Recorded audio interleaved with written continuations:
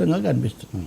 సరే, ఏదైతే అదానీ అంశం అన్నది ఇప్పుడు దేశవ్యాప్తంగా కాదు ప్రపంచవ్యాప్తంగానే అది కొద్దిగా హాట్గా ఉంటుంది ఏం జరుగుతుందో అని. సో మహారాష్ట్ర ఓటింగ్ అయిపోయిన తర్వాత అదానీ అంశం అన్నది బయటకు వచ్చింది.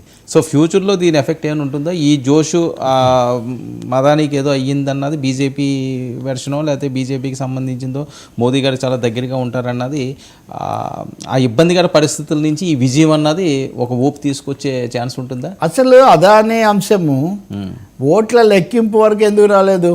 ఇన్ని వివరాలు, ఇన్ని అధ్యయనాలు, ఇన్ని పరిశోధన అంటే ప్రపంచంలో నెట్వర్కింగ్, మీడియా నెట్వర్క్ లేదా గ్లోబల్ నెట్వర్క్, కార్పొరేట్ నెట్వర్క్ ఎలా ఉందనేది మనం దీన్ని బట్టి తెలుసుకోవచ్చు.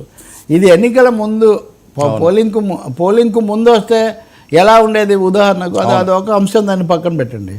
చర్చల్లో కూడా అదానీ పాల్గొన్నాడు అనే విషయం మహారాష్ట్రలో వచ్చింది, అందరూ ఒప్పేసుకున్నారు, ఇంకా దానికి కూడా లేదు. మీరు అడిగిన ఎఫెక్ట్ చూడండి, దాన్ని బట్టి నేను ఒక 3 అంశాలు చెప్తాను. అదానీకి కానీ అదానీకి సంబంధించి జగన్మోహన్ రెడ్డి కానీ ఇప్పటికిప్పుడు ఏమీ జరగదని చెప్పొచ్చు. 3 కారణాలు చెప్తాను నేను మీకు. ఒకటి, white house press secretary Perry నిన్న మాట్లాడారు. ఏమని అంటే, ఈ సమస్య ఎలా ఉన్నా భారత అమెరికా సంబంధాలు ఎలాంటి ఒడిదుడుకులకు గురి కావు, సుస్థిరంగా ముందుకు పోతుంటాయని మేము నమ్ముతున్నాము, ఇవన్నీ మేము పరిష్కరించుకుంటామని అమెరికా వైట్ హౌస్ ప్రకటించింది. రెండవది, solar energy corporation of India, SECI, వీటన్నిటికీ వాళ్ళు సంధానకర్తలు. సెకీకి సంబంధించిన రంజిత్ గుప్తా అనే ప్రకటన చేశాడు కదా, మా పేరు ఎక్కడ రాలేదు, మాకు సంబంధమే లేదు దీంతో ఆయన ఒక ప్రకటన చేశాడు. అంటే వైసీపీ వాళ్ళు లేకపోతే ఆ ఒరిస్సా, తమిళనాడు అందరూ వాదించేది ఏంటి, మేము సెకీతో ఒప్పందం కుదుర్చుకున్నాం కానీ అదానితో మేము ఒప్పందం కుదుర్చుకోలేదని వాళ్ళు చెప్తున్నారు. సెకీ వాడు మాకేం సంబంధం లేదని చెప్తున్నాడు. ఆఖరికి చంద్రబాబు నాయుడు కూడా, ఆంధ్రప్రదేశ్ ముఖ్యమంత్రి, జగన్కు దాదాపు ప్రధానంగా ఆగర్భ శత్రువులాగా ఉండి ఒకరినొకరి తర్వాత వచ్చేవాళ్ళు. చంద్రబాబు నాయుడు కూడా నిన్న శాసనసభలో ఎట్టకేలకు ఆచితూచి స్పందిస్తూ వీటిని అధ్యయనం చేస్తున్నాము, తగు సమయంలో తగు విధంగా స్పందిస్తా, అంటే ఇప్పుడు స్పందించడం లేదనే దాని అర్థం. అంతేగాని మేము ఈ ఒప్పందాలని రద్దు చేస్తున్నాము, జగన్కు నోటీస్ ఏ విషయంలో అయినా అంతే కదండి, దీనికి నోటీస్ పంపిస్తాము, ఆ యూట్యూబర్ని అరెస్ట్ చేస్తాము, ఇన్ని విషయాలు చెప్పే ఈ ప్రభుత్వం వెంటనే మేము జగన్ ఇంకా తప్పించుకోలేడు, జగన్ మీద సిబిఐడి కేసు నమోదు చేస్తున్నాము, రేపు అసలు అదానీ పేరెత్తారా? ఇదంతా జరిగింది అదానీ మోదీ సెంట్రిక్.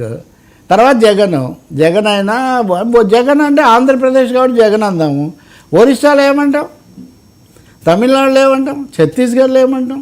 బీజేపీ వాళ్ళు ఒక మాట అన్నారు, ఏమని, ఇవన్నీ నాన్ బీజేపీ స్టేట్స్ అని. మరి అయితే మీరెందుకు చర్య తీసుకోవట్లేదు? నాన్ బీజేపీ స్టేట్స్ చేస్తుంటే. కాబట్టి వీటన్నిటి మధ్యలో ఏదో జన్మల కార్పొరేట్ బంధం ఒకటి ఉంది. లేకపోతే చంద్రబాబు నాయుడు నిన్న అలా మాట్లాడు, నిన్న కూడా చెప్పాను నేను, ఎవరైనా చొక్కాలు చింపుకోలేదు వర్మ, అంత జాగ్రత్తగా. అంటే 1750 కోట్లు జగన్ ప్రభుత్వంలో అవినీతి జరిగింది, ఆయనకు ముట్టింది, లేకపోతే ఆయనకు ఆఫర్ వచ్చింది అని ఇంత దేశం ప్రపంచం గగ్గోలు పెడుతుంటే పెద్ద గోల్డెన్ ఆపర్చునిటీ అనుకుని దీని మీద పవన్ కళ్యాణ్ ఈ సైలెంట్.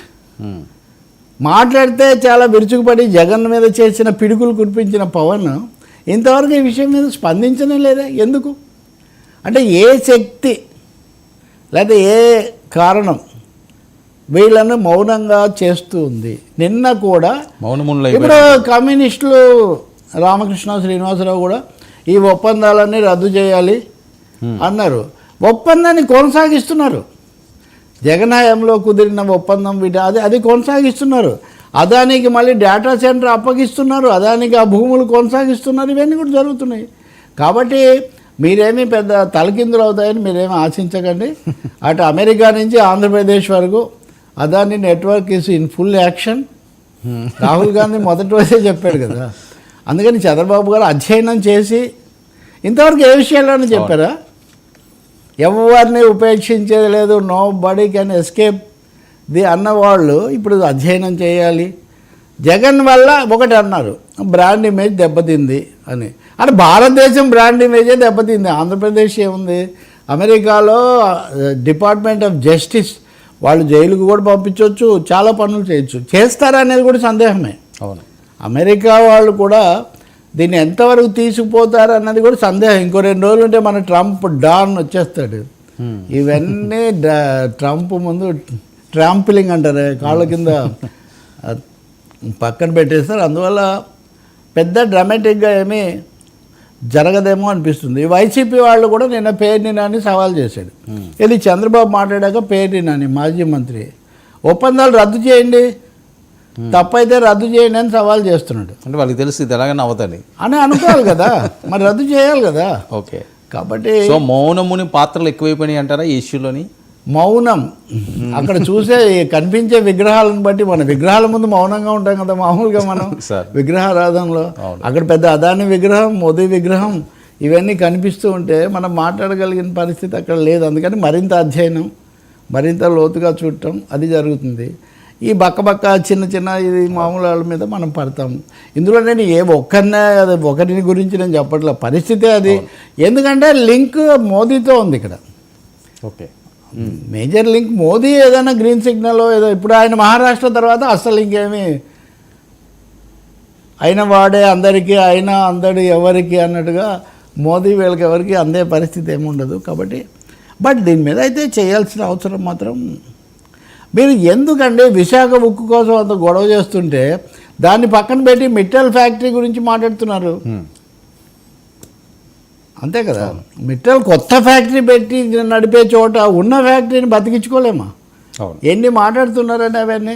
నేను ఒకటే అడుగుతున్నా, అంటే ఎటు తిరిగి కార్పొరేట్ అఫైరే కాబట్టి పవన్ కూడా నిన్న బొత్స మీద చాలా తీవ్రంగా మాట్లాడారు.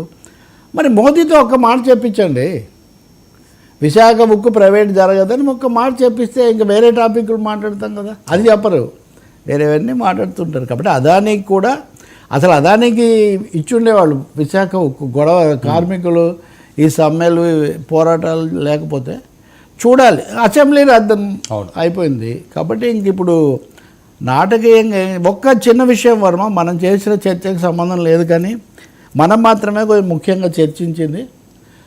కర్నూలులో హైకోర్టుతో పాటు హైకోర్టు పెడతామన్నారు, అందరూ బలపరిచారు, పెట్టలేదు, బెంచ్ మాత్రమే పెడుతున్నారు. ఓకే, కానీ ఇప్పటికే పెట్టిన లోకాయుక్త ఇట్లాంటివి ఎందుకు తొలగిస్తారు, మంచిది కాదు అని మీతో ప్రాంతీయ సమతుల్యత చూడాలని నేను మీతో అన్నాను. ఆ విషయం చర్చించిన కొద్ది మందిలో నేను ఒకరిని. చంద్రబాబు నాయుడు గారు దాన్ని మార్చుకున్నారు ఆ నిర్ణయం. ఓకే, ఊరికి చెప్పడం కాదు, హైకోర్టుకు అఫిడవిట్ కూడా ఇచ్చింది ప్రభుత్వం. ఏమని, మేము లోకాయుక్తను అన్నీ అమరావతికి తీసుకొస్తాము అని. కానీ ఇప్పుడు మార్చుకుంటున్నామని చంద్రబాబు మార్చుకుంటామని చెప్పలేదు, కానీ లోకాయుక్త సిబిఐ కోర్టు అన్నీ అక్కడే కొనసాగుతాయని చెప్పారు. అంతవరకు అదే అక్కడ ఉన్న ప్రజలు కానీ సంతోషించే విషయం. ఇంకోటి, చంద్రబాబు నాయుడు కూడా ఈ విమర్శలను పరిగణనలోకి తీసుకొని అనుకున్న దాన్ని మార్చుకోవడం, పట్టు విడుపులు ప్రదర్శించడం అనేది స్వాగతించదగిన విషయం. ఏదైనా ప్రజాస్వామ్యంలో అనుకోవడం పెద్ద ఇది కాదు, కానీ అందువల్ల అదొక మంచి విషయమే. మిగతా విషయాల్లో కూడా ఇలాగే ఇప్పుడు అదానితో కుదుర్చుకున్న ఒప్పందాలు రద్దు చేయటం కానీ, ఈ ట్రూ అప్ ఛార్జీలు 1000 కోట్లు ఇవన్నీ వీటి ఫలితమే. వీటిని కానీ చక్కదిద్దాలి తొందరగా. మోడీ, నేను నా అడ్వైస్ ఏమంటే మోడీ దగ్గర చేసుకోవాల్సిన పనులేవో తొందరగా చేసుకోవడం చాలా మంచిది. ఇంకో 2-3 నెలల తర్వాత Modi will be different. Modi mode మారిపోతుంది. మహారాష్ట్ర మోడ్లోకి వెళ్ళిపోయాడంటే మటుకు ఇంకా ఆంధ్రప్రదేశ్కు వినే పరిస్థితి పెద్దగా ఏముండదు. రైట్, చూద్దాం సార్ మరి ఏం జరుగుతుందో. Thank you so much Ravi గారు. ఇది ఈనాటి frankly with Telakapalli. Stay tuned to 99 news.